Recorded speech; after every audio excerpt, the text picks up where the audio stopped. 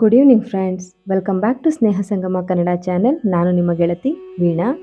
ನಾನು ಮೊದಲನೇದಾಗಿ ನನ್ನ ಎಲ್ಲ ಸಬ್ಸ್ಕ್ರೈಬರ್ಸ್ಗೆ ಸಹ ಧನ್ಯವಾದಗಳನ್ನ ಹೇಳ್ತಾ ಇದ್ದೀನಿ, ಥ್ಯಾಂಕ್ಸನ್ನು ಹೇಳ್ತಾ ಇದ್ದೀನಿ. ಯಾಕೆ ಅಂತಂದರೆ ಈಗ ನನ್ನ ಸ್ನೇಹ ಬಳಗ 1000ಕ್ಕೂ ಹೆಚ್ಚು ಸದಸ್ಯರನ್ನು ಪಡ್ಕೊಂಡಿದೆ. 1000ಕ್ಕೂ ಹೆಚ್ಚು ಜನ ಸದಸ್ಯರು ನನ್ನ ಸ್ನೇಹ ಬಳಗವನ್ನು ಸೇರಿದ್ದಾರೆ. ಇದರಿಂದ ನನ್ನ ಮನಸ್ಸಿಗೆ ತುಂಬ ಸಂತೋಷ ಆಗಿದೆ. ಒನ್ಸ್ ಅಗೇನ್ ನಿಮ್ಮೆಲ್ಲರಿಗೂ ಕೂಡ ಧನ್ಯವಾದಗಳನ್ನ ಹೇಳ್ತೀನಿ. ಈ ಒಂದು ನನ್ನ ಸ್ನೇಹ ಬಳಗ ಇನ್ನೂ ದೊಡ್ಡದಾಗಿ ಬೆಳಿಬೇಕು ಅಂತ ಹೇಳಿ ನಾನು ಸದಾಕಾಲ ಇಚ್ಛಿಸ್ತೀನಿ. ಈ ದಿನದಲ್ಲಿ ನಾನು ಇಂತಹ ಒಂದು ಸಂತೋಷದ ಸಂದರ್ಭದಲ್ಲಿ ಸಬ್ಕಾನ್ಷಿಯಸ್ ಮೈಂಡ್ಗೆ ಸಂಬಂಧಪಟ್ಟಂತಹ ಮತ್ತೊಂದು ಅತಿ ಮುಖ್ಯವಾದಂತಹ ವಿಡಿಯೋವನ್ನು ತಂದಿದ್ದೀನಿ ಫ್ರೆಂಡ್ಸ್. ಏನಂತ ಹೇಳಿದ್ರೆ, ಮನಸ್ಸಿನ ಇಚ್ಛೆ ಕೈಗೂಡುವಂತೆ ಮಾಡುವುದು ಹೇಗೆ? ನಾನು ಅನೇಕ ಪ್ರಯತ್ನ ಮಾಡ್ತಾ ಇದ್ದೀನಿ, ಆದರೆ ಕೈಗೂಡ್ತಾನೆ ಇಲ್ಲ. ಏನಿದಕ್ಕೆ ಪರಿಹಾರ ಅಂತ ಹೇಳಿ ನಾವು ಈ ವ್ಲಾಗ್ನಲ್ಲಿ ತಿಳ್ಕೊಳ್ತಾ ಹೋಗೋಣ. ನಾವು ನಮ್ಮ ಸುಪ್ತಪ್ರಜ್ಞಾ ಮನಸ್ಸಿನ ಶಕ್ತಿಯನ್ನು ಬಳಸ್ಕೊಂಡು ಪ್ರಯತ್ನಿಸಿದಾಗ್ಲೂ ಸಹ ಕೆಲವು ಇಚ್ಛೆಗಳು ಸಾಕಾರಗೊಳ್ತವೆ, ಕೆಲವು ಕೈಗೂಡೋದೇ ಇಲ್ಲ. ನಾವು ಎಷ್ಟು ಪಟ್ಟು ಹಿಡಿದು ಮತ್ತೆ ಅಫರ್ಮೇಷನ್ ಹೇಳ್ತಾ ಇದು ಆಗಿಯೇ ಆಗುತ್ತೆ ಅಂತ ಹೇಳಿ ಮನಸ್ಸಿನ ಮೇಲೆ ನಾವು ಎಷ್ಟೇ ನಮ್ಮ ಇಚ್ಛೆಯನ್ನು ಹೇರಿದ್ರೂ ಸಹ ಅದು ಮತ್ತಷ್ಟು ದೂರ ಸರಿತಾನೇ ಹೋಗುತ್ತೆ. ಏಕೆ ಹೀಗಾಗುತ್ತೆ ಅನ್ನೋಂತಹ ಪ್ರಶ್ನೆ ಹಲವರನ್ನ ಕಾಡಿರಬಹುದು. ಅದಕ್ಕೆ ಕಾರಣ ಮತ್ತು ಪರಿಹಾರಗಳನ್ನು ನಾವು ಈ ವಿಡಿಯೋದಲ್ಲಿ ತಿಳ್ಕೊಳ್ಳೋಣ ಬನ್ನಿ. ಮನಸ್ಸಿನ ಇಚ್ಛೆ ಪೂರೈಸದೇ ಇರಲು ಪ್ರಮುಖವಾಗಿ 2 ಕಾರಣಗಳನ್ನು ಗುರುತಿಸಲಾಗಿದೆ. ಅವುಗಳಂದ್ರೆ, 1ನೇದು ವಿಶ್ವಾಸದ ಕೊರತೆ, 2ನೇದು ಹೆಚ್ಚು ಒತ್ತಡದ ಪ್ರಯತ್ನ. ಬಹುತೇಕರು ತಮ್ಮ ಸುಪ್ತಪ್ರಜ್ಞಾ ಮನಸ್ಸು ಹೇಗೆ ಕೆಲಸ ಮಾಡುತ್ತೆ ಅಂತ ಹೇಳಿ ಅರಿತುಕೊಳ್ಳದಲೇ ಸುಪ್ತಪ್ರಜ್ಞಾ ಮನಸ್ಸಿನ ಶಕ್ತಿಯನ್ನ ಸಂಪೂರ್ಣವಾಗಿ ನಂಬದೆ ಇದೊಂದು ಪ್ರಯತ್ನ ಮಾಡೋಣ, ನೋಡೋಣ, ಏನೇನೋ ಪ್ರಯತ್ನ ಮಾಡಿದ್ದೀನಿ, ಇದು ಒಂದು ಪ್ರಯತ್ನ ಮಾಡಿ ನೋಡ್ಬಿಡೋಣ ಅಂತ ಹೇಳಿ ಪ್ರಯತ್ನಿಸ್ತಾ ಇರ್ತಾರೆ. ಈ ರೀತಿ ಪ್ರಯತ್ನಿಸಿದಲ್ಲಿ ಅದು ಫಲಪ್ರದ ಆಗೋದಿಲ್ಲ. ವಿಶ್ವಾಸದ ಕೊರತೆ ಇದ್ದರೆ ಖಂಡಿತವಾಗಿಯೂ ನಿಮ್ಮ ಮನದಿಚ್ಛೆ ಪೂರೈಸೋದಿಲ್ಲ. ನಮ್ಮ ಸುಪ್ತಪ್ರಜ್ಞಾ ಮನಸ್ಸು ಯಾವುದೇ ವಿಚಾರವನ್ನು ಸ್ವೀಕರಿಸಿದ ತಕ್ಷಣ ಕಾರ್ಯರೂಪಕ್ಕೆ ತರುವುದಕ್ಕೆ ಶುರು ಮಾಡುತ್ತೆ. ತನ್ನಲ್ಲಿರುವ ಎಲ್ಲಾ ಸಂಪನ್ಮೂಲಗಳನ್ನು ಉಪಯೋಗಿಸುತ್ತೆ. ನಮ್ಮ ಮಾನಸಿಕ ಮತ್ತು ಆಧ್ಯಾತ್ಮಿಕ ಚಿಂತನೆಗಳನ್ನು ಸಕ್ರಿಯಗೊಳಿಸುತ್ತೆ. ನೆನಪಿರಲಿ, ಈ ಪ್ರಕ್ರಿಯೆ ಒಳ್ಳೆಯ ಮತ್ತು ಕೆಟ್ಟ ವಿಚಾರಗಳಲ್ಲೂ ಕೂಡ ನಡೆಯುತ್ತೆ. ಉದಾಹರಣೆಗೆ, ನನ್ನ ಬಾಲ್ಯ ಎಷ್ಟು ಚೆನ್ನಾಗಿತ್ತು ಅಂತ ಹೇಳಿ ನೀವು ಗಾಢವಾಗಿ ಆ ಚಿತ್ರಣವನ್ನ, ಬಾಲ್ಯದಲ್ಲಿ ನೀವು ತುಂಬಾ ಸಂತೋಷವಾಗಿದ್ರಲ್ಲ, ಆ ಚಿತ್ರಣವನ್ನ ನಿಮ್ಮ ಕಣ್ಮುಂದೆ ತಂದುಕೊಂಡು ಅನುಭವಿಸಿದ್ರಿ ಅಂತ ಹೇಳಿ ಅನ್ಕೊಳ್ಳಿ. ಆಗ ಕೂಡಲೇ ನಿಮ್ಮ ಬಾಲ್ಯದಲ್ಲಿ, ನಿಮ್ಮ ಜೀವನದಲ್ಲಿ ನಡೆದಂತಹ ಅತ್ಯುನ್ನತ ಘಟನೆಗಳು, ಸ್ನೇಹಿತರು, ಅದರಿಂದ ನೀವು ಅನುಭವಿಸಿದಂತಹ ಸಂತಸ, ಕಲಿತ ಒಳ್ಳೆಯ ಪಾಠ ಎಲ್ಲವನ್ನ ಪುಂಖಾನುಪುಂಖವಾಗಿ ನಿಮ್ಮ ಮನೋಭಿತ್ತಿಯ ಮೇಲೆ ಮೂಡಿಸುತ್ತೆ. ಯಾರು? ಸಬ್ಕಾನ್ಷಿಯಸ್ ಮೈಂಡ್ ತನ್ನ ಎಲ್ಲಾ ಶಕ್ತಿ, ಸಂಪನ್ಮೂಲ ಅಂದ್ರೆ ಮೆಮೊರಿ ಬಳಸಿ ನಿಮ್ಮ ಬಾಲ್ಯದ ಸುಂದರ ಚಿತ್ರಣವನ್ನ ನಿಮ್ಮ ಮುಂದಿಡುತ್ತೆ.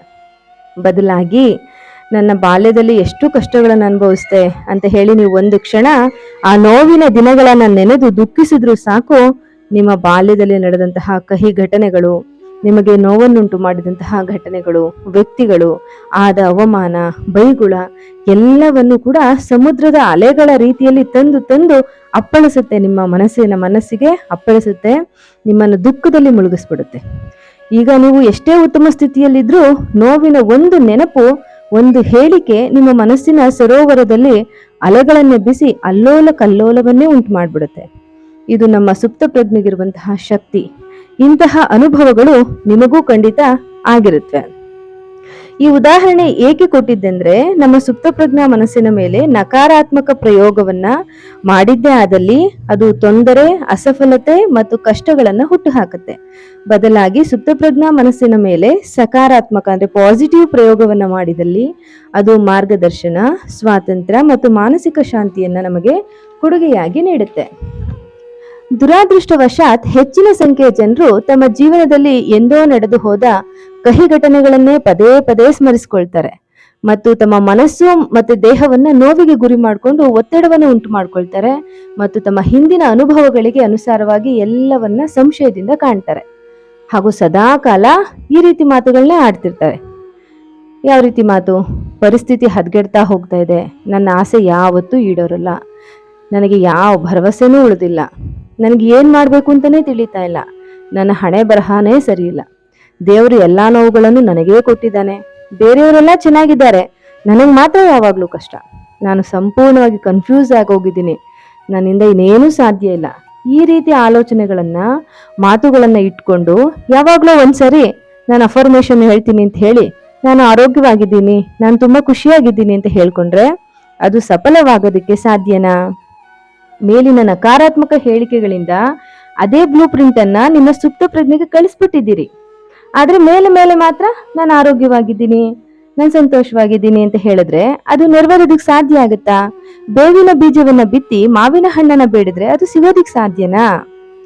ಮತ್ತೆ ಏನ್ ಮಾಡೋದು ಅಂತ ಕೇಳಿದ್ರೆ, ನಿಮ್ಮ ಎಲ್ಲಾ ಹಳೆ ಕಹಿ ನೆನಪುಗಳನ್ನ, ಅದಕ್ಕೆ ಕಾರಣವಾದವರನ್ನ ಕ್ಷಮಿಸಿ, ಇಂದಿನ ಉತ್ತಮ ಜೀವನಕ್ಕಾಗಿ ಯೂನಿವರ್ಸ್ಗೆ ಕೃತಜ್ಞತೆಯನ್ನು ಸಲ್ಲಿಸಿ, ಸದಾಕಾಲ ಪಾಸಿಟಿವ್ ಥಿಂಕಿಂಗ್ ಮಾಡಿ, ಎಲ್ಲರನ್ನ ಪ್ರೀತಿಸಿ.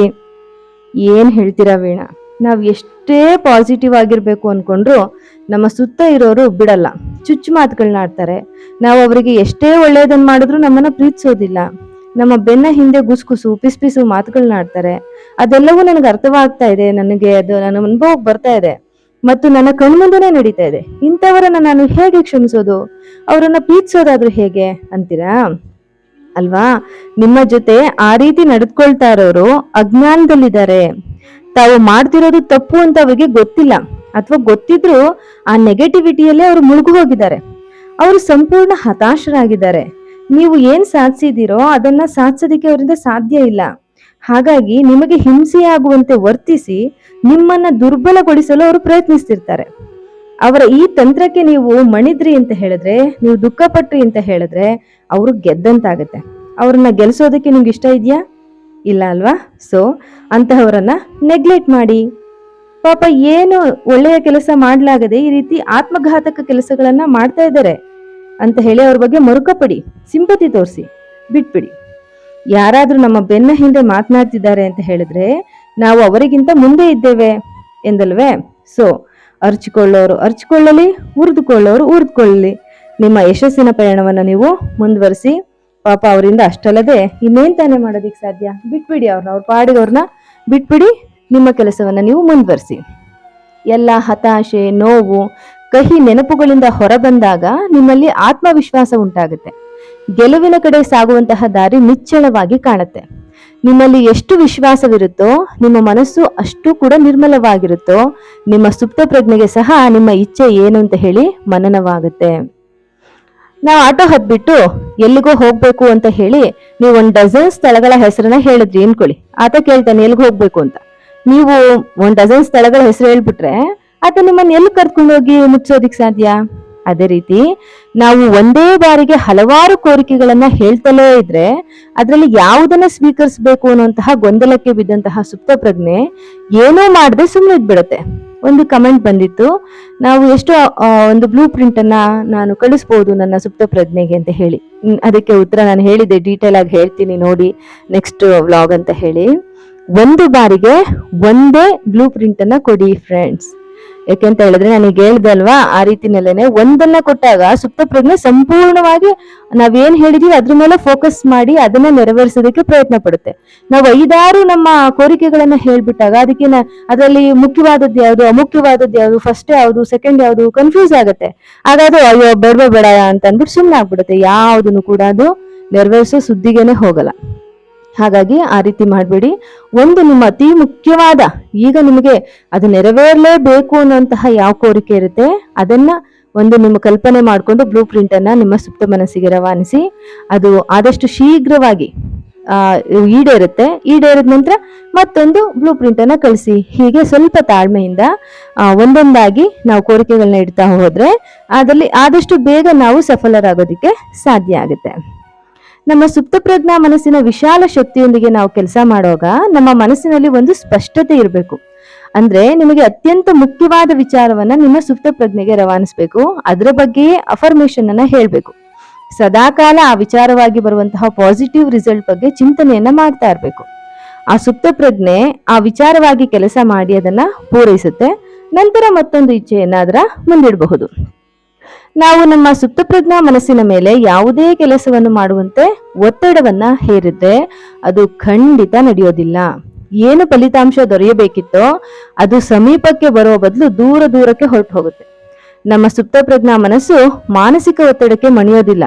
ಅದು ನಿಮ್ಮ ನಂಬಿಕೆ ಅಥವಾ ಪ್ರಜ್ಞಾ ಮನಸ್ಸು ಏನನ್ನ ನಿಜ ಅಂತ ಹೇಳಿ ನಂಬಿದೆ ಅದನ್ನ ಮಾತ್ರ ಸ್ವೀಕರಿಸುತ್ತೆ ಮತ್ತು ಪ್ರತಿಕ್ರಿಯಿಸುತ್ತೆ. ನೀವು ಒಂದು ಪರೀಕ್ಷೆಗಾಗಿ ಹಗಲು ರಾತ್ರಿ ಸಿದ್ಧತೆ ಮಾಡ್ಕೊಂಡಿದ್ದೀರಿ ಅಂತ ಅನ್ಕೊಳ್ಳಿ. ಸಾಕಷ್ಟು ಅಭ್ಯಾಸ ಮಾಡಿದ್ದೀರಿ, ಎಲ್ಲಾ ವಿಷಯಗಳನ್ನು ಅರೆದು ಕುಡಿದ್ಬಿಟ್ಟಿದ್ದೀರಿ, ನಿಮಗೆ ಎಲ್ಲವೂ ತಿಳಿದಿದೆ ಅಂತ ಹೇಳಿ ನೀವು ಭಾವಿಸ್ಕೊಂಡಿದ್ದೀರಿ. ಆದ್ರೆ ಪರೀಕ್ಷಾ ಹಾಲ್ಗೆ ಹೋಗಿ ಕುಳಿತುಕೊಂಡು ಪ್ರಶ್ನೆ ಪತ್ರಿಕೆ ನೋಡಿದಾಗ ನಿಮಗೆ ಒಂದು ಪ್ರಶ್ನೆಗೂ ಉತ್ತರ ಹೊಳಿತಿಲ್ಲ. ನೀವು ಓದಿದ್ದೆಲ್ಲ ವಾಶ್ ಔಟ್ ಆದಂತೆ ಒಂದು ಅಕ್ಷರವೂ ನೆನಪಾಗ್ತಿಲ್ಲ. ನೀವು ಎಷ್ಟೇ ತೀವ್ರವಾಗಿ ನೆನಪಿಸ್ಕೊಳ್ಳೋದಕ್ಕೆ ಪ್ರಯತ್ನಿಸಿದ್ರೂ ಅದು ಅಷ್ಟು ನಿಮ್ಮಿಂದ ದೂರಕ್ಕೆ ಹಾರಿ ಹೋಗ್ತಾ ಇದೆ. ಇನ್ನೇನು ಬರೆಯಲು ನನ್ನಿಂದ ಸಾಧ್ಯ ಇಲ್ಲ ಅಂತ ಹೇಳಿ ನೀವು ಎಕ್ಸಾಮ್ ಹಾಲ್ನಿಂದ ಹೊರಬಂದು ಹೊರಗಡೆ ಕುಳಿತುಕೊಂಡಾಗ ಮಾನಸಿಕ ಒತ್ತಡ ಸ್ವಲ್ಪ ಕಡಿಮೆ ಆಗುತ್ತೆ. ಮತ್ತೆ ಇದ್ದಕ್ಕಿದ್ದಂತೆ ತಂಗಾಳಿ ಬೀಸಿದ ರೀತಿಯಲ್ಲಿ ಓದಿದ ವಿಚಾರಗಳೆಲ್ಲವೂ ಸರಸರನೆ ನಿಮ್ಮ ಕಣ್ಮುಂದೆ ಬರೋಕ್ ಪ್ರಾರಂಭ ಆಗುತ್ತೆ. ಈ ಸನ್ನಿವೇಶ ಎಲ್ಲರ ಜೀವನದಲ್ಲಿ ಒಂದಲ್ಲ ಒಂದು ಬಾರಿಯಾದ್ರೂ ಎದುರಾಗಿರುತ್ತೆ. ಇಲ್ಲಿ ಆದ ತಪ್ಪೇನು? ಮತ್ತೆ ಅಷ್ಟೆಲ್ಲ ಶ್ರಮ ಪಟ್ಟಿದ್ದು, ಅಷ್ಟೆಲ್ಲ ಓದಿದ್ದು ತಪ್ಪೇ ಅಂತ ಹೇಳಿದ್ರೆ ಅದು ಓದಿದ್ದು ತಪ್ಪಲ್ಲ, ನೆನಪಿಡೋದಕ್ಕೋಸ್ಕರ ನೀವು ನಿಮ್ಮ ಮನಸ್ಸಿನ ಮೇಲೆ ಹೇರಿದಂತಹ ಒತ್ತಡದಿಂದಾಗಿ ಈ ಪರಿಸ್ಥಿತಿ ಉಂಟಾಯ್ತು. ಯುದ್ಧಕಾಲ ಶಸ್ತ್ರಾಭ್ಯಾಸ ಮಾಡೋ ರೀತಿನಲ್ಲಿ ಬಲವಂತವಾಗಿ ಹೆಚ್ಚು ಹೆಚ್ಚು ವಿಷಯಗಳನ್ನ ನೆನಪಿಟ್ಕೊಳ್ಳೋದಂತೆ ಮೆದುಳಿನ ಮೇಲೆ ಒತ್ತಡ ಹೇರೋ ಬದಲು ಪ್ರತಿದಿನ ಅಭ್ಯಾಸ ಮಾಡ್ತಾ, ಅದರ ಬಗ್ಗೆ ಚಿಂತನೆ ಮಾಡ್ತಾ ಮತ್ತೆ ಮತ್ತೆ ಅಭ್ಯಾಸ ಮಾಡಿದ್ರೆ ಯಾವುದೇ ಒತ್ತಡವಿಲ್ಲದೆ ವಿಷಯ ಮನಸ್ಸಿನಲ್ಲಿ ಅಚ್ಚಳಿಯದಂತೆ ಮುದ್ರಿತವಾಗುತ್ತೆ. ಮತ್ತೆ ಬೇಕೆಂದಾಗ ಕೂಡ್ಲೆ ಕಣ್ಮುಂದೆ ಬರುತ್ತೆ. ಹಾಗಾಗಿ ನಮ್ಮ ಮನಸ್ಸಿನ ಮೇಲೆ ಯಾವುದೇ ರೀತಿ ಒತ್ತಡವನ್ನ ಹೇರಿ ನಾವು ಯಾವುದೇ ಕಾರ್ಯವನ್ನ ಸಾಧಿಸ್ಕೊಳ್ಳೋದಿಕ್ಕೆ ಸಾಧ್ಯ ಆಗೋದಿಲ್ಲ. ನಮ್ಮ ವಿಚಾರ ಸಕಾರಾತ್ಮಕ, ರಚನಾತ್ಮಕ ಮತ್ತೆ ಪ್ರೇಮಪೂರ್ಣವಾಗಿದ್ದಲ್ಲಿ ನಮಗೆ ಸರಿಯಾದ ಫಲಿತಾಂಶವೇ ಸಿಗುತ್ತೆ. ಅಸಫಲತೆ, ಫೇಲ್ಯೂರ್ನಿಂದ ಪಾರಾಗೋದಕ್ಕೆ ನಾವು ಮಾಡಬೇಕಾದಂತಹ ಒಂದೇ ಒಂದು ಕೆಲಸ ಅಂತ ಹೇಳಿದ್ರೆ, ನಮ್ಮ ವಿಚಾರ ಅಥವಾ ಅಭಿಲಾಷೆ ಏನಿದೆ ಅನ್ನೋದನ್ನ ಸುಪ್ತ ಪ್ರಜ್ಞೆಗೆ ಮುಟ್ಟುವಂತೆ, ಸುಪ್ತ ಪ್ರಜ್ಞೆಗೆ ರೀಚ್ ಆಗುವಂತೆ ಮಾಡ್ಬೇಕು ನಾವು. ಹಾಗಾದ್ರೆ ರೀಚ್ ಆಗೋ ಹಾಗೆ ಹೇಗ್ ಮಾಡೋದು ನೋಡಿ. ನಮ್ಮ ಅಭಿಲಾಷೆ ಅಥವಾ ಆಸೆಯನ್ನ ಸುಪ್ತ ಪ್ರಜ್ಞಾ ಮನಸ್ಸಿನ ಶಕ್ತಿ ನೆರವೇರಿಸಿಯೇ ನೆರವೇರಿಸುತ್ತೆ ಅನ್ನುವಂತಹ ದೃಢವಾದ ವಿಶ್ವಾಸದೊಂದಿಗೆ ಆ ಸುಪ್ತ ಪ್ರಜ್ಞೆಗೆ ಅರ್ಪಿಸ್ಬಿಡ್ಬೇಕು. ಆಗ ಸುಪ್ತ ಪ್ರಜ್ಞಾ ಮನಸ್ಸು ಅದರ ಬಗ್ಗೆ ಕೆಲಸ ಮಾಡುತ್ತೆ. ಈಗ ಶ್ರೀಕೃಷ್ಣ ಪರಮಾತ್ಮ ದ್ರೌಪದಿಯ ವಸ್ತ್ರಾಪಹರಣ ಆಗ್ಬೇಕಾದ್ರೆ ಆಕೆ ತನ್ನ ಕೈಗಳನ್ನ ಅಡ್ಡ ಇಟ್ಕೊಂಡಿದ್ಲಂತೆ. ಎಲ್ಲಿವರೆಗೂ ಆಕೆ ಕೈಗಳನ್ನ ಅಡ್ಡ ಇಟ್ಕೊಂಡು ಕಾಪಾಡಿ ಕಾಪಾಡಿ ಅಂತ ಕೂಕೊಳ್ತಿದ್ದವರೆಗೂ ಆಕೆಗೆ ಯಾವ ಸಹಾಯನೂ ಸಿಗೋದಿಲ್ಲ. ಯಾವಾಗ ಕೃಷ್ಣ ನೀನೇ ರಕ್ಷಿಸ್ಬೇಕು ಅಂತ ಹೇಳಿ ಆ ಕೈಯನ್ನ ಕೂಡ ತೆಗೆದು ಯಾವಾಗ ಆಕೆ ಕೈ ಮುಗಿದು ನಿಂತ್ಕೊಂಡ್ಬಿಡ್ತಾಳೆ, ಆಗ ಅವಳಿಗೆ ಕೃಷ್ಣನಿಂದ ಅಕ್ಷಯ ವಸ್ತ್ರ ಬರುತ್ತೆ. ಅಂದ್ರೆ ಯಾವಾಗ ನಿನ್ನಿಂದ ಹಾಗೆ ಆಗುತ್ತೆ, ಆ ನಂಬಿಕೆ ನನಗಿದೆ ಅಂತ ಹೇಳಿ ಯಾವಾಗ ಸಂಪೂರ್ಣವಾಗಿ ನೀವು ಸುಪ್ತಪ್ರಜ್ಞಾ ಮನಸ್ಸಿಗೆ ನಿಮ್ಮ ಒಂದು ಕೋರಿಕೆಯನ್ನ ಅರ್ಪಿಸ್ಬಿಡ್ತೀರಿ, ಆಗ ಖಂಡಿತವಾಗ್ಲೂ ಸುಪ್ತಪ್ರಜ್ಞಾ ಮನಸ್ಸು ಅದನ್ನ ಸಫಲ ಮಾಡೋದಿಕ್ಕೆ ಪ್ರಯತ್ನ ಪಡುತ್ತೆ ಮತ್ತು ಮಾಡೇ ಮಾಡುತ್ತೆ. ನಿಮ್ಮ ಆಸೆ ಪೂರ್ಣಗೊಂಡಿದೆ, ವಾಸ್ತವವಾಗಿ ನೆರವೇರಿದೆ ಅನ್ನುವಂತಹ ಅನುಭೂತಿಯನ್ನ ಯಾವಾಗ್ಲೂ ಮನಸಾರೆ ಅನುಭವಿಸಿ. ನನಗೆ ಕಾರ್ ತಗೊಂಡ್ಬಿಟ್ಟಿದ್ದೀನಿ, ನಾನು ಡೈಲಿ ಕಾರಲ್ಲಿ ಹೋಗಿ ಬರ್ತಾ ಇದ್ದೀನಿ, ಇದರಿಂದ ಎಷ್ಟು ಐಷಾರಾಮಿಯಾಗಿದ್ದೀನಿ, ನನ್ನ ಲೈಫ್ ಎಷ್ಟು ಚೆನ್ನಾಗಿದೆ ಇವಾಗ, ಈ ರೀತಿ ಅದನ್ನ ಫೀಲ್ ಮಾಡ್ಕೊಳ್ಳಿ. ಮನೆಯಲ್ಲಿ ಒಂದು ಚೇರಲ್ಲೇ ಕೂತಿರ್ಬೋದು, ಕಾರಲ್ಲಿ ಕೂತಂಗೆ ಫೀಲ್ ಮಾಡ್ಕೊಂಡು ಖುಷಿ ಅನುಭವಿಸಿ. ಆಗ ಅದು ಬೇಗ ರೀಚ್ ಆಗುತ್ತೆ. ಉದಾಹರಣೆಗೆ, ನನ್ನ ಇಷ್ಟದ ಕೆಲಸ ನನಗೆ ಸಿಕ್ಕಿದೆ, ನಾನು ಸಂತೋಷದಿಂದ ಕೆಲಸ ಮಾಡ್ತಿದ್ದೀನಿ, ನನ್ನ ಆಪ್ತರು ಹೇಳ್ತಿದ್ದಾರೆ ಅವನು ಇಷ್ಟಪಟ್ಟಂತಹ ಕೆಲಸವೇ ಸಿಕ್ಕಿದೆ, ಎಷ್ಟೊಂದು ಸಂಬಳ ಗೌರವ ಎಲ್ಲ ಪಡ್ಕೊಳ್ತಾ ಇದ್ದಾನೆ ಅಂತ ಹೇಳಿ ಬೇರೆಯವರೆಲ್ಲ ಮಾತನಾಡ್ತಿದ್ದಾರೆ ಅನ್ನೋದನ್ನ ನೈಜವಾಗಿ ನಡೀತಾ ಇದೆ ಅನ್ನೋ ರೀತಿನಲ್ಲಿ ಮನೋಭೂಮಿಕೆಯಲ್ಲಿ ಚಿತ್ರಿಸ್ಕೊಳ್ಳಿ ಮತ್ತು ಅದರಿಂದ ಉಂಟಾದಂತಹ ಆನಂದ ಪುಳಕಗಳನ್ನು ಅನುಭವಿಸಿ. ಆಗ ಸುಪ್ತ ಪ್ರಜ್ಞೆಯ ಆಳಕ್ಕೆ ಆ ವಿಚಾರ ಇಳಿಯುತ್ತೆ ಮತ್ತೆ ಸುಪ್ತ ಪ್ರಜ್ಞೆ ಅದನ್ನ ನಿಜವಾಗಿಸುತ್ತೆ. ಮತ್ತೊಂದು ನಾವು ಅನುಸರಿಸಬೇಕಾದಂತಹ ಪ್ರಮುಖವಾದಂತಹ ತಂತ್ರ ಅಂದ್ರೆ ನಿಧಾನವೇ ಪ್ರಧಾನ. ನಾನಿವತ್ತು ಅಫರ್ಮೇಷನ್ ಹೇಳ್ಕೊಂಡಿದ್ದೀನಿ, ನಾನಿವತ್ತು 10 ನಿಮಿಷ ಧ್ಯಾನ ಮಾಡಿದ್ದೀನಿ, ಸೊ ನಂಗೆ ನಾಳೆ ರಿಸಲ್ಟ್ ಬರಬೇಕು ಅಂತ ಹೇಳಿದ್ರೆ ಖಂಡಿತವಾಗ್ಲೂ ನಡೆಯೋದಿಲ್ಲ. ತಮ್ಮ ಕೋರಿಕೆ ಬೇಗ ನೆರವೇರಬೇಕು ಅಂತ ಹೇಳಿ ಅತಿಯಾದ ಒತ್ತಡವನ್ನ ಮನಸ್ಸಿನ ಮೇಲೆ ಹೇರಬೇಡಿ ಯಾವತ್ತು. ಇದರಿಂದ ಒಳಿತಿಗಿಂತ ಕೆಡುಕಾಗೋದೇ ಹೆಚ್ಚು. Slow and steady wins the race ಅಂತ ಕೇಳಿದಿರಲ್ವಾ? ಪ್ರತಿನಿತ್ಯ ಶ್ರದ್ಧೆ, ಅಚಲವಾದ ನಂಬಿಕೆಯಿಂದ ಒತ್ತಡರಹಿತವಾಗಿ ನಿಮ್ಮ ಸುಪ್ತ ಪ್ರಜ್ಞೆಗೆ ಸೂಕ್ತ ತಂತ್ರವನ್ನ ಉಪಯೋಗಿಸಿ ನಿಮ್ಮ ಆಸೆಗಳನ್ನ ತಿಳಿಸ್ತಾ ಹೋದಾಗೆ ಅದು ನಿಮ್ಮ ಆಸೆಯನ್ನ ಪೂರೈಸುತ್ತೆ. ನಮ್ಮ ಸುಪ್ತ ಪ್ರಜ್ಞಾ ಮನಸ್ಸಿನಿಂದ ಪ್ರತಿಕ್ರಿಯೆಯನ್ನ ಪಡೆಯುವುದಕ್ಕಿರುವಂತಹ ಒಂದು ಅದ್ಭುತವಾದ ವಿಧಾನ ಅಂತ ಹೇಳಿದ್ರೆ ಶ್ರದ್ಧೆ ಅಥವಾ ವೈಜ್ಞಾನಿಕ ಕಲ್ಪನಾ ಶಕ್ತಿಯನ್ನ ಪ್ರಯೋಗಿಸುವಂಥದ್ದು. ನಮ್ಮ ಕಲ್ಪನಾ ಶಕ್ತಿನಲ್ಲಿ ನಾವು ಎಷ್ಟು ಅದು ನೈಜವಾಗಿ ನಡೆದಿದೆ ಅಂತ ಹೇಳಿ ಕಲ್ಪಿಸ್ತಾ ಹೋಗ್ತೀವಿ, ಅಷ್ಟು ಬೇಗ ಅದು ಸಾಕಾರಗೊಳ್ಳುತ್ತೆ. ಪ್ರಾರ್ಥನೆಯ ಸಫಲವಾಗಲು ಮಾಡಬೇಕಾದಂತಹ 3 ಕಾರ್ಯಗಳು. ನಾನು 12 ತಂತ್ರಗಳಲ್ಲಿ ಪ್ರಾರ್ಥನಾ ತಂತ್ರವೇ ಅತ್ಯಂತ ಮುಖ್ಯವಾದ ತಂತ್ರ ಅಂತ ಹೇಳ್ಕೊಟ್ಟಿದ್ದೀನಲ್ವಾ. ಆ ಪ್ರಾರ್ಥನೆ ಸಫಲವಾಗಬೇಕು ಅಂತ ಹೇಳಿದ್ರೆ 3 ಕಾರ್ಯಗಳನ್ನ ಮಾಡಬೇಕು. ಒಂದನೇದಾಗಿ ಸಮಸ್ಯೆಯನ್ನು ಸ್ವೀಕರಿಸಬೇಕು ಮತ್ತು ಒಪ್ಕೋಬೇಕು. ಹೌದು, ಇದೊಂದು ಸಮಸ್ಯೆ ಅಂತ ನೀವು ಕಂಡ್ಕೋಬೇಕು.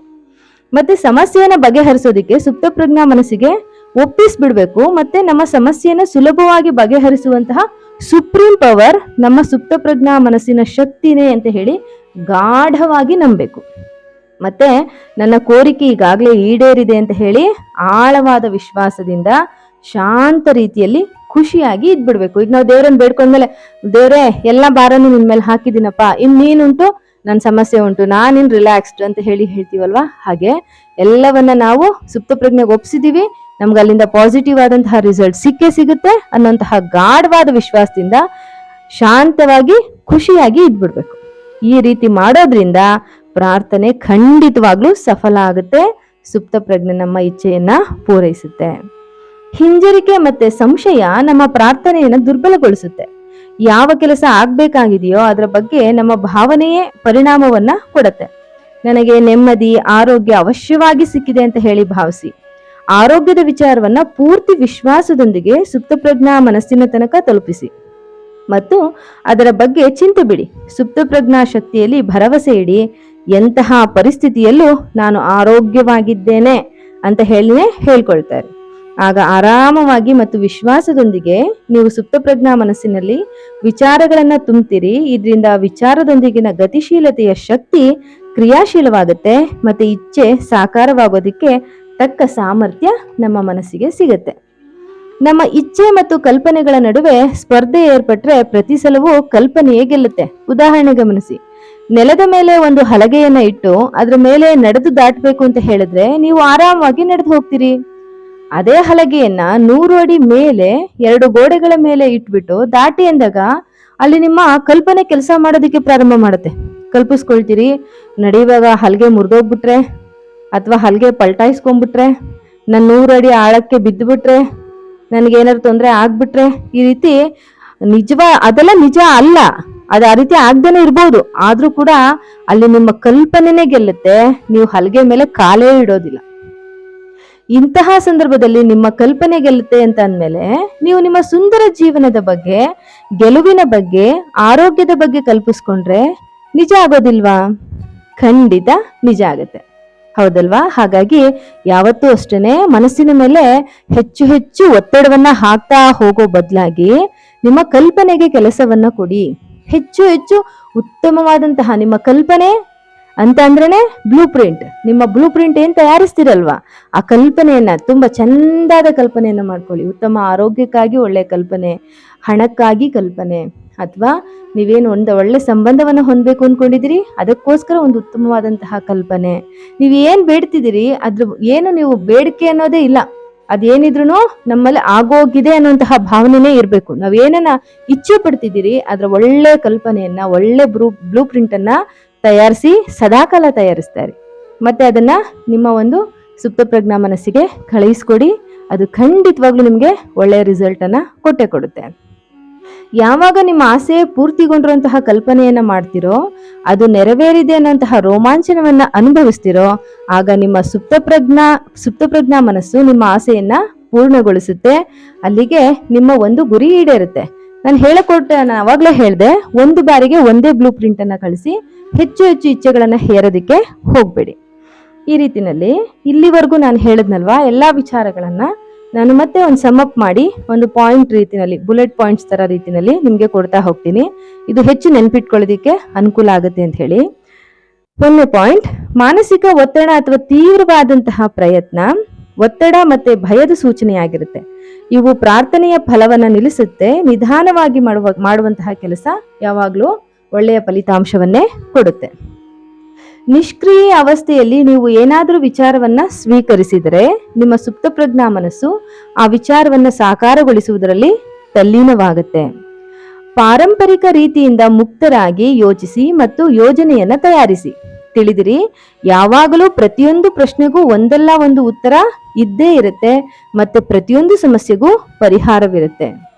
ನಿಮ್ಮ ಹೃದಯದ ಬಡಿತ, ಶ್ವಾಸಕೋಶದ ಉಸಿರಾಟ ಅಥವಾ ಶರೀರದ ಯಾವುದೇ ಅವಯವದ ಕಾರ್ಯದ ಬಗ್ಗೆ ಹೆಚ್ಚು ಚಿಂತಿತರಾಗೋದು ಬೇಡ. ನಿಮ್ಮ ಸುಪ್ತ ಪ್ರಜ್ಞೆಯ ಬಗ್ಗೆ ಪೂರ್ತಿ ಭರವಸೆ ಇರಲಿ, ಮತ್ತೆ ಮತ್ತೆ ಮತ್ತೆ ಅದು ಸರಿಯಾಗಿಯೇ ಕೆಲಸ ಮಾಡ್ತಾ ಇದೆ ಅಂತ ಹೇಳಿ ನೀವು ಹೇಳ್ಕೊಳ್ತಾನೆ ಇರಿ, ಮತ್ತೆ ಅದೇ ನಿಜ ಆಗುತ್ತೆ. ಆರೋಗ್ಯದ ಭಾವನೆಯಿಂದ ಆರೋಗ್ಯದ ಉತ್ಪನ್ನವಾಗುತ್ತೆ. ಸಂಪತ್ತಿನ ಭಾವನೆಯಿಂದ ಸಂಪತ್ತಿನ ಉತ್ಪನ್ನವಾಗುತ್ತೆ. ನಿಮ್ಮ ಭಾವನೆ ಹೇಗಿದೆ? ಆರೋಗ್ಯವನ್ನ ಭಾವಿಸ್ತಿದ್ದೀರಾ, ಆರೋಗ್ಯವನ್ನ ಕೋರ್ತಿದ್ದೀರಾ, ನಿಮಗೆ ಖಂಡಿತವಾಗ್ಲೂ ಅದೇ ಸಿಗುತ್ತೆ. ಕಲ್ಪನೆ ನಿಮ್ಮ ಅತ್ಯಂತ ಆಂತರಿಕವಾದಂತಹ ಶಕ್ತಿ. ಒಳ್ಳೆಯ ಮತ್ತೆ ಸುಂದರ ವಿಷಯಗಳ ಕಲ್ಪನೆಯನ್ನ ಮಾಡಿ ನೀವು ಸ್ವತಃ ಏನಂತ ಕಲ್ಪನೆ ಮಾಡ್ಕೊಂಡಿದ್ದೀರೋ ನೀವು ಹಾಗೆಯೇ ಆಗ್ತೀರಾ. ನೀವು ದೇವ್ರು ಅಂತ ಹೇಳಿ ಕಲ್ಪನೆ ಮಾಡ್ಕೊಂಡ್ರೆ ನೀವು ದೇವರೇ ಆಗ್ತೀರಾ. ಇಲ್ಲ ನಾನು ದುಷ್ಟಶಕ್ತಿ ಅನ್ಕೊಂಡ್ರೆ ದುಷ್ಟಶಕ್ತಿಯೇ ಆಗ್ತೀರಾ. ನಿಮ್ಗೆ ಒಳಿತಾಗುತ್ತೆ ಅಂತ ಕಲ್ಪಿಸ್ಕೊಂಡ್ರೆ ಒಳಿತೇ ಆಗುತ್ತೆ, ಕೆಡಕೆ ಆಗುತ್ತೆ ಅಂತ ಕಲ್ಪಿಸ್ಕೊಂಡ್ರೆ ಕೆಡಕಾಗುತ್ತೆ. ಹಾಗಾಗಿ ಯಾವಾಗ್ಲೂ ಕೂಡ ಒಳ್ಳೆಯ ಕಲ್ಪನೆಯನ್ನೇ ಮಾಡ್ಕೊಳ್ಳಿ. ಮಂಪರಿನ ಅವಸ್ಥೆಯಲ್ಲಿ ಪ್ರಜ್ಞೆ ಮತ್ತು ಸುಪ್ತ ಪ್ರಜ್ಞೆಗಳ ನಡುವೆ ಸಂಘರ್ಷ ನಡೆಯೋದಿಲ್ಲ. ಮಲಗುವ ಮುನ್ನ ನಿಮ್ಮ ಇಚ್ಛೆ ಪೂರ್ಣವಾಗುವಂತಹ ಕಲ್ಪನೆಯನ್ನ ಮಾಡಿ ಶಾಂತಿಯಿಂದ ನಿದ್ರಿಸಿ ಮತ್ತೆ ಖುಷಿಯಿಂದ ಎದ್ದೇಳಿ. ನಿಮ್ಮ ಎಲ್ಲ ಕೋರಿಕೆಗಳು, ನಿಮ್ಮ ಎಲ್ಲ ಆಸೆಗಳು ಕೂಡ ಅಲ್ಲಿ ನಿಮಗೆ ಸಫಲವಾಗಿ ನಿಮ್ಮ ಕಣ್ಣ ಮುಂದೆ ಬಂದಿರೋದನ್ನ ನೀವು ನೋಡಬಹುದು. ಅನೇಕರ ಪ್ರಶ್ನೆಯಾಗಿತ್ತು, ಹೌದು ನಾನು ಹೇಗೆ ನನ್ನ ಇಚ್ಛೆಯನ್ನು ಪೂರೈಸ್ಕೊಳ್ಳೋದು? ನಾನು ಸಾಕಷ್ಟು ಸಬ್ ಕಾನ್ಶಿಯಸ್ ಮೈಂಡ್ಗೆ ಅನೇಕ ರೀತಿಯಿಂದನೂ ನಾನು ಪ್ರಯತ್ನ ಪಡ್ತಿದ್ರು ಕೂಡ ನನಗೆ ಸಫಲ ಆಗ್ತಿಲ್ವಲ್ಲ ಅಂತ ಹೇಳಿದ್ರೆ ಈ ಒಂದು ವ್ಲಾಗ್ ವೀಕ್ಷಣೆ ನಿಮಗೆ ತುಂಬಾ ಸಹಾಯವನ್ನ ಮಾಡುತ್ತೆ ಅಂತ ಹೇಳಿ ಭಾವಿಸ್ತೀನಿ. ಏಕೆಂತಂದ್ರೆ ಮುಖ್ಯವಾದಂತಹ ಸಮಸ್ಯೆಯನ್ನು ನಿಮ್ಮ ಮುಂದೆ ತಂದಿರಿಸಿದ್ದೀನಿ. ನೀವು ಯಾವ ಒಂದು ತಪ್ಪನ್ನ ಮಾಡ್ತಿರೋದ್ರಿಂದ ನಿಮ್ಮ ಒಂದು ಪ್ರಯತ್ನ ಅಸಫಲವಾಗ್ತಿದೆ ಅಂತ ಹೇಳಿ ನಾನು ಹೇಳಿದ್ದೀನಿ. ಒಂದೇ ಒಂದು ಪಾಯಿಂಟ್ ಯಾವುದು? ವಿಶ್ವಾಸದ ಕೊರತೆ. ವಿಶ್ವಾಸವನ್ನು ಇಡದೆ ಸುಮ್ಮನೆ ನಾನೇನೋ ಒಂದು ಪ್ರಯತ್ನ ಮಾಡೋಣ ಅಂತ ಹೇಳಿ ಮಾಡಿದ್ರೆ ಖಂಡಿತವಾಗ್ಲೂ ನೀವು ಅದರಲ್ಲಿ ಸಫಲರಾಗೋದಕ್ಕೆ ಸಾಧ್ಯ ಇಲ್ಲ. ಮತ್ತೆ ಮನಸ್ಸಿನ ಮೇಲೆ ಹೆಚ್ಚು ಒತ್ತಡವನ್ನ ಹೇರೋದು. ನಂಗೆ ಈ ಕೆಲಸ ಆಗ್ಬೇಕು, ನಂಗೆ ಈಗಲೇ ಆಗ್ಬಿಡ್ಬೇಕು, ಈ ರೀತಿನಲ್ಲಿ ಒತ್ತಡವನ್ನ ಹೇರಬೇಡಿ. ಮನಸ್ಸನ್ನ ರಿಲ್ಯಾಕ್ಸ್ ಆಗಿ ಇಟ್ಕೊಳ್ಳಿ. ಶಾಂತ ಚಿತ್ತದಿಂದ ನಾವು ಎಷ್ಟು ಶಾಂತಿಯಿಂದ ನಮ್ಮ ಮನಸ್ಸನ್ನು ಇಟ್ಕೊಂಡಿರ್ತೀವಿ ಅಷ್ಟು ಬೇಗನೆ, ಈಗ ತಿಳಿಯಾಗಿರುವಂತಹ ನೀರಿನಲ್ಲಿ ಹೇಗೆ ಆ ತಳ ಸ್ಪಷ್ಟವಾಗಿ ಕಾಣುತ್ತೆ ಹಾಗೇನೆ ನಮ್ಮ ಮನಸ್ಸಿನ ಒಂದು ಸರೋವರದಲ್ಲಿ ಸುಪ್ತಪ್ರಜ್ಞಾ ಮನಸ್ಸು ಅನ್ನೋದು ತುಂಬಾ ತಳದಲ್ಲಿದೆ. ಅದನ್ನ ನಾವು ರೀಚ್ ಆಗ್ಬೇಕು ಅಂತ ಹೇಳಿದ್ರೆ, ಅದನ್ನ ನಾವು ಕಾಣ್ಬೇಕು ಅಂತ ಹೇಳಿದ್ರೆ ನಮ್ಮ ಒಂದು ಮನಸ್ಸು ತುಂಬಾ ಶಾಂತವಾಗಿರ್ಬೇಕು, ನಿರ್ಮಲವಾಗಿರ್ಬೇಕು. ಅದನ್ನ ಕೋಪದಿಂದ, ದ್ವೇಷದಿಂದ, ಅಸೂಯೆಯಿಂದ ಈ ರೀತಿ ಏನಾದ್ರು ತುಂಬಿಸ್ಕೊಂಡಿದ್ದೀವಿ ಅಂತ ಹೇಳಿದ್ರೆ ನಾವು ಸುಪ್ತಪ್ರಜ್ಞಾ ಮನಸ್ಸನ್ನ ತಲುಪೋದಿಕ್ಕೆ ಸಾಧ್ಯ ಆಗೋದೇ ಇಲ್ಲ. ಹಾಗಾಗಿ ಮನಸ್ಸಿನ ಮೇಲೆ ಹೆಚ್ಚು ಒತ್ತಡವನ್ನ ಹೇರಬೇಡಿ, ಮತ್ತೆ ವಿಶ್ವಾಸವನ್ನ ಕಳ್ಕೋಬೇಡಿ. ಖಂಡಿತವಾಗ್ಲೂ ವಿಶ್ವಾಸದಿಂದ, ಪೂರ್ಣ ವಿಶ್ವಾಸದಿಂದ ನೀವು ಪ್ರಯತ್ನಿಸಿದ್ರಿ ಅಂತ ಹೇಳಿದ್ರೆ ನೀವು ಖಂಡಿತವಾಗ್ಲೂ ಒಳ್ಳೆಯ ಫಲಿತಾಂಶವನ್ನ ಪಡ್ಕೊಳ್ತೀರಾ ಫ್ರೆಂಡ್ಸ್. ನಿಮ್ಮೆಲ್ರಿಗೂ ಕೂಡ ಈ ವಿಡಿಯೋದಿಂದ ಒಂದು ಸ್ಪಷ್ಟವಾದಂತಹ ಮಾರ್ಗ ಗೊತ್ತಾಗಿದೆ ಅಂತ ಹೇಳಿ ಭಾವಿಸ್ತೀನಿ. ಇದರಿಂದ ನೀವೆಲ್ಲರೂ ಉಪಯೋಗ ಪಡ್ಕೊಳ್ಬೇಕು ಅಂತ ಹೇಳಿ ನಾನು ಆಶಿಸ್ತೀನಿ. ನೀವೆಲ್ಲರೂ ಕೂಡ ಉತ್ತಮವಾದಂತಹ ಆರೋಗ್ಯವನ್ನ, ಸಂಪತ್ತನ್ನ, ಸಮೃದ್ಧಿಯನ್ನ ಪಡ್ಕೊಂಡು ಜೀವನದಲ್ಲಿ ಖುಷಿಯಾಗಿರಿ ಯಾವಾಗಲೂ ಅಂತ ಹೇಳಿ ನಾನು ಸದಾಕಾಲ ಹಾರೈಸ್ತೀನಿ ಫ್ರೆಂಡ್ಸ್. ಈ ವಿಡಿಯೋ ನಿಮ್ಮೆಲ್ರಿಗೂ ಕೂಡ ಇಷ್ಟ ಆಗಿದೆ ಮತ್ತು ಉಪಯುಕ್ತವಾಗಿದೆ ಅಂತ ಹೇಳಿ ಭಾವಿಸ್ತೀನಿ. ವಿಡಿಯೋ ನಿಮಗೆ ಇಷ್ಟ ಆಗಿದ್ರೆ ಲೈಕ್ ಮಾಡಿ, ಅವಶ್ಯಕತೆ ಇದೆ ಅಂತ ಅಂದರೆ ಬೇರೆಯವ್ರಿಗೂ ಕೂಡ ಶೇರ್ ಮಾಡಿ, ಮತ್ತು ತಪ್ಪದೆ ಸ್ನೇಹ ಸಂಗಮ ಕನ್ನಡ ಚಾನಲನ್ನು ಸಬ್ಸ್ಕ್ರೈಬ್ ಮಾಡಿ. ನೀವು ಸಬ್ಸ್ಕ್ರೈಬ್ ಮಾಡೋದ್ರಿಂದ ನನಗೆ ಇನ್ನೂ ಉತ್ತಮವಾದಂತಹ ಮಾಹಿತಿಯನ್ನು ನಿಮಗೆ ಕೊಡಬೇಕು ಅಂತ ಹೇಳಿ ಒಂದು ಹುಮ್ಮಸ್ಸು ಹುಟ್ಟುತ್ತೆ. ನನ್ನ ಸ್ನೇಹ ಬಳಗ ಈಗ ಹೆಚ್ಚು ಬೆಳೀತಾ ಇರೋದು ನನ್ನಲ್ಲಿ ಎಷ್ಟು ಸಂತೋಷವನ್ನು ತಂದಿದೆ ಅಂತ ಹೇಳಿದ್ರೆ ನಾನು ಇನ್ನೂ ಉತ್ತಮವಾದದನ್ನ ಕೊಡೋದಕ್ಕೆ ಸದಾಕಾಲ ಪ್ರಯತ್ನ ಪಡ್ತೀನಿ ಫ್ರೆಂಡ್ಸ್. ಓಕೆ ಫ್ರೆಂಡ್ಸ್, ಹೋಗಿ ಬರ್ತೀನಿ, ಮತ್ತೆ ಸಿಗ್ತೀನಿ ಇನ್ನೊಂದು ಉಪಯುಕ್ತ ವಿಡಿಯೋದಲ್ಲಿ. ಎಲ್ಲರೂ ಸದಾಕಾಲ ಆರಾಮವಾಗಿರಿ, ಖುಷಿಯಾಗಿರಿ ಮತ್ತು ಉತ್ತಮವಾದಂತಹ ಪಾಸಿಟಿವ್ ವಿಚಾರಗಳನ್ನೇ ಸದಾಕಾಲ ನಿಮ್ಮ ಮನಸ್ಸಿಗೆ ಕೊಡ್ತಾ ಇರಿ. ಎಲ್ಲರನ್ನ ಪ್ರೀತಿಸಿ ಮತ್ತು ನೀವು ಕೂಡ ತುಂಬ ಖುಷಿಯಾಗಿರಿ. ಖುಷಿಯನ್ನು ನೀವು ಅನುಭವಿಸಿ ಮತ್ತು ಬೇರೆಯವರಿಗೂ ಕೂಡ ಕೊಡಿ. ಇದರಿಂದ ನಮ್ಮ ಒಂದು ಪ್ರಕೃತಿಗೂ ಒಳ್ಳೆಯದಾಗುತ್ತೆ, ನಮಗೂ ಒಳ್ಳೆಯದಾಗುತ್ತೆ, ಇಡೀ ಸಮಾಜ ತುಂಬ ಸಂತೋಷವಾಗಿದೆ.